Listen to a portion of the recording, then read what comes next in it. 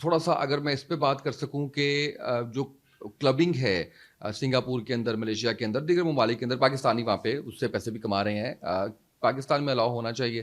میں کیونکہ کلبنگ میں کے اب بات وہی ہے کہ میں جتنی بھی آپ باتیں کر رہی ہیں وہ ساری مجھے اسلام سے متصادم نظر آ رہی ہیں. آپ نے وہ لڑکے لڑکی کی شادی، لڑکے لڑکی کی شادی کی، وہ بھی اس کے اوپر بھی میں جاننا چاہتا ہوں کہ آپ کا کیا پوائنٹ آف ویو ہے. ٹھیک ہے، بالکل میری باتیں اسلام سے متصادم مجھے نہیں لگتا کہ ہیں. میں اپنا پرسنل پوائنٹ آف ویو اگر آپ کو دوں تو مجھے نہیں لگتا. آئی پرسنلی ڈونٹ بلیو کہ میری باتیں اسلام سے متصادم ہیں، بیکاز ونس اگین میں ریاست پاکستان کی ذمہ داری اور انڈیویجول رسپانسبلٹی میں ڈفرینشیٹ کر رہی ہوں. متصادم ہمارا اوپینین اس بات کے اوپر ہو سکتا ہے کہ آپ یہ کہہ سکتے ہیں کہ جو انڈیویجول رسپانسبلٹیز ہیں وہی ذمہ داریاں ریاست کے اوپر بھی عائد ہوتی ہیں. میں وہاں پہ نوانس ایڈ کر رہی ہوں. میں بلیک اینڈ وائٹ میں بلیو نہیں کرتی. میں سمجھتی ہوں کہ گرے ایریاز ہمارے پاس ہوتے ہیں اور ان گرے ایریاز میں آپریٹ کرنا اسینشیل ہے. Clubbing is absolutely essential for Pakistan right now. اور clubbing is not equal to alcohol. Clubbing کا مطلب شراب نہیں ہوتا.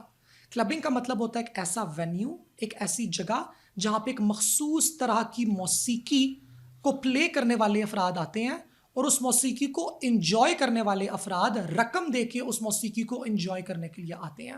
مگر یہ موسیقی ٹریڈیشنل ایسٹرن کلاسیکل میوزک نہیں ہے، یہ ویسٹرن کلاسیکل میوزک نہیں ہے، یہ الیکٹرانک میوزک ہے. یہ 60s کے اندر سٹارٹ ہوا تھا ہمارے پاس ٹرینڈ. اس سے پہلے جرمنی کے اندر آ چکا تھا، لیکن ورلڈ وار 2 آئی، اس میں یہ ڈسٹروائے ہو گیا، پھر دوبارہ سے یہ سٹارٹ ہوا. اب الیکٹرانک میوزک ایک بہت مخصوص قسم کا میوزک ہے جو کہ ایک بہت جدید میوزک ہے، اور اس کو انجوائے کرنے والے افراد بھی آپ کو ینگ ہی نظر آئیں گے. تو پاکستان کے اندر جو اس میوزک کی آڈینس ہے وہ 35 اینڈ بلو ہے. ان کو پسند ہے یہ میوزک ہے. مجھے بہت پسند ہے. میری ڈی جیز کے ساتھ دوستی ہے. اس میں کیا ہوتا ہے کہ آپ 3-4 گانے لیتے ہو، میوزک ٹریکس لیتے ہو، آڈینس آپ کے سامنے کھڑی ہوتی ہے اور آپ ان کے لیے لائیو مکس کرتے ہو. جیسے سما بنانے کا ایک ماحول ہوتا تھا قوالی میں. اگر آپ نے قوالی انجوائے کی ہوئی، میں نے قوالی بھی انجوائے کی ہوئی ہے، تو یہ بالکل سما بنانے والی بات ہوتی ہے. مگر آف کورس اس کے اندر کوئی مولائیت نہیں ہے، اس کے اندر روحانیت اس طرح سے نہیں ہے، خدا کا کلام نہیں پیش کیا جا رہا. میتھڈالوجی اس کی بالکل ڈفرینٹ ہے، مگر عنصر وہی ہے. تو کلبنگ سر اس لیے ضروری ہے بیکاز آج کل ڈی جیز کی fan base over the top ہے.